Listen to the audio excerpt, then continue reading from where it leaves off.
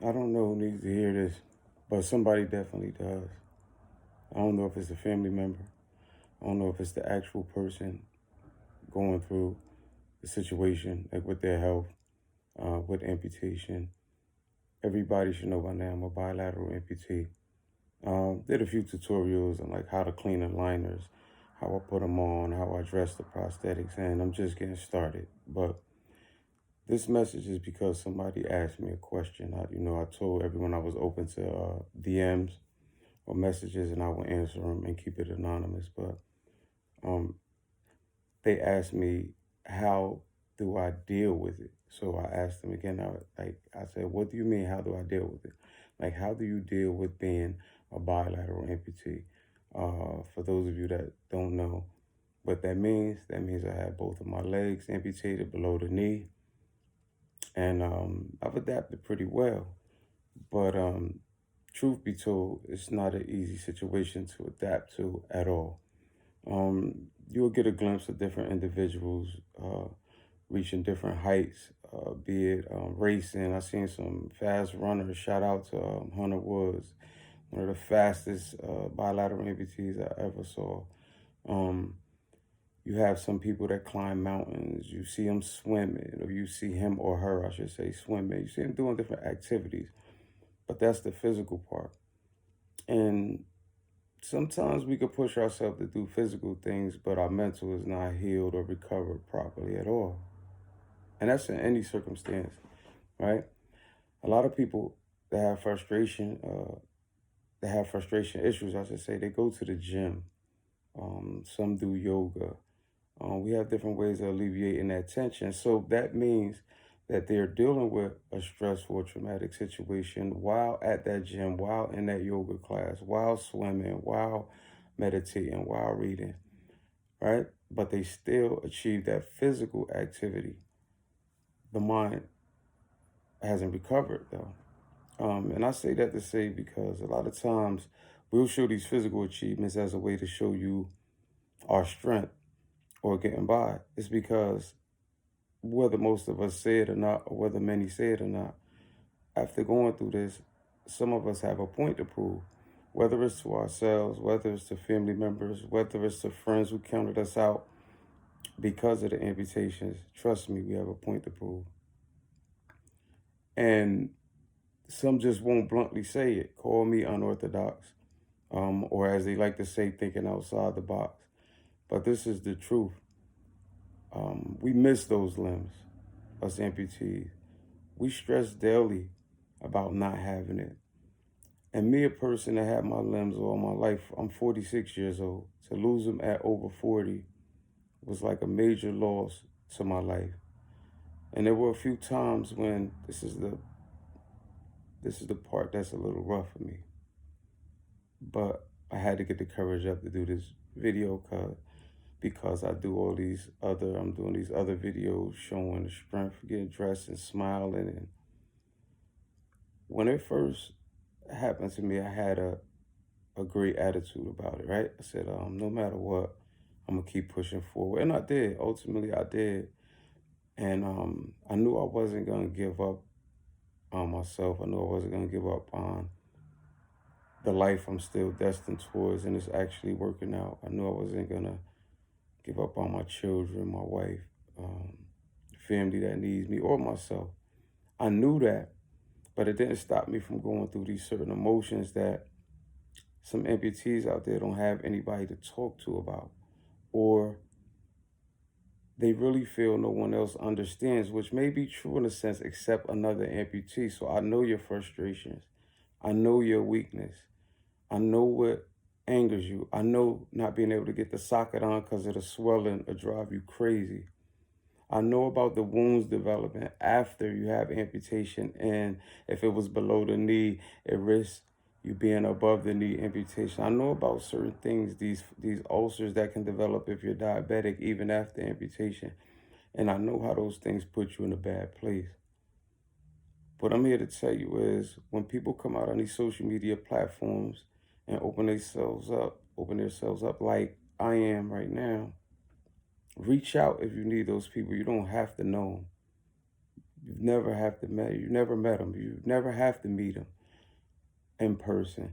But if that person can help you and help you get through another day, then that's the person you need in your life. And if I'm that person, please let me be that person. I'm answering. I'm sending my number out.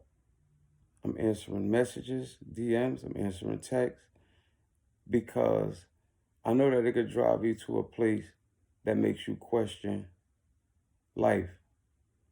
And I mean, in this aspect, I'm always seen in my circle or beyond as a symbol of strength, as a symbol of hope because I kept going.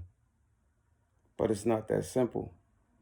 See, the truth be told, when I lost my limbs and it first really sunk in, which was after a while, there were times when I got up and almost fell out my bed, have a king size pretty high off the floor because I forgot. And when I woke up with the first reaction is to put my feet on the floor. I don't have any. And it stressed me a few times. Let me just get to the point. Um, I would make it seem like the day was okay, or like I was all right, or I could just keep moving, or I got this. But internally and inside, I started questioning, did I want to live like this? See, there's a difference. I question life. I never had suicidal thoughts, like how to end it, but I just thought about, what if it just ended? I didn't have to be a burden on anybody, right? I didn't have to worry anybody anymore. I didn't have to go through life like this. And for quite a while, not really long, for quite a while, those thoughts kept coming back. So I had to find a way to destroy those thoughts. So my way was, I got to start doing more. I got to get my ass up and walk around.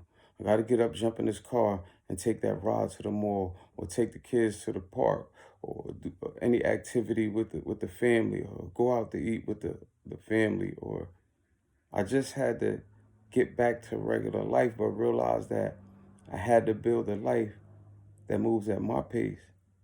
I couldn't move at the pace of others. I'm not as fast. Can't jump as high. Can't even walk as fast, right? I mean, there are some achievements that can be done by switching the prosthetics. You know, they have the blades for running. They have some for shoes. I mean, there are a multitude of opportunities, or I should say, a multitude of selections you can make of prosthetics that can enhance your living. But the one thing that you have to fix first that'll get you there is your emotions. You have to fix your emotions first. I hope you can hear the emotion in my voice. I'm just trying to not get emotional. You know, so I sat on the bed some days, wife not home, daughter at school, and my eyes filled up with tears. And I thought, damn, should I live anymore living like this? But somehow I got through it. And it took just the smallest thing, like my wife asking me, do I need her to do anything for me? Even if it's just get up and get a water in the middle of the night, don't worry about it. How can I make you feel better? And this is not a fairy tale, this is real life. Her asking me these things. And I never talked about it, but I want to get more in depth. Anybody out there, you got family, it's an amputee or any amputees looking at this. I don't care if you're an amputee already doing videos. Um, Anybody out there, you know what I'm talking about, that has went through this situation. Tap in with me. Those who haven't, share this video or show it to somebody who has, because they may be actually contemplating what their life is worth after a surgery like this. So it took me some time to get my spirits back together, my confidence back. But now I'm becoming hope for others who are not like this. Some that are. That's a big thing. I'm getting the messages and they're telling me how much they appreciate the little content I've been putting out, or, how I'm showing them some strength. So, now I'm at a point where you'll see even some sessions in the future where I have friends where we make the rawest jokes about my condition, their condition. Some of them survive different things like kidney transplants and all that. But what we realize is that we went through something major, but for some reason, we're still here to tell a story, right? And none of us gave up. And if we had given up, I wouldn't be here talking to you now.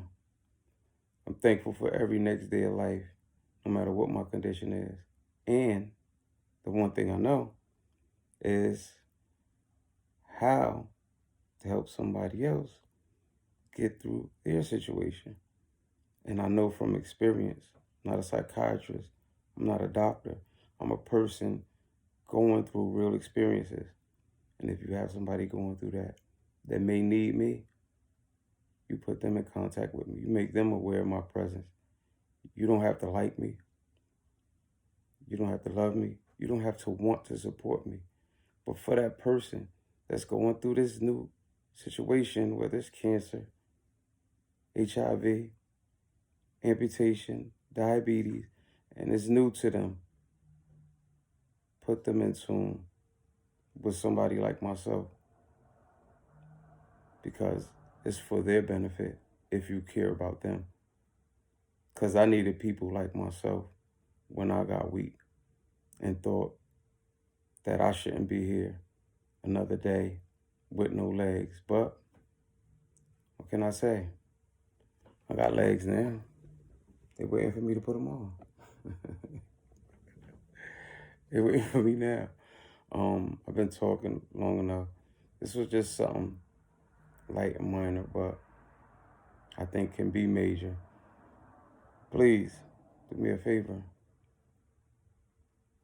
That person that's going through it and telling you that you don't understand is not lying. You're trying to empathize or sympathize, but unless you had the experience, you wouldn't know. And me, living without my legs, I didn't want to be here, but I couldn't take my own life. Some can, some will. If we could prevent that, just let them know it's somebody like me out here that knows that they went through it, because I did. And I'm waiting to hear from them. Thank you for listening.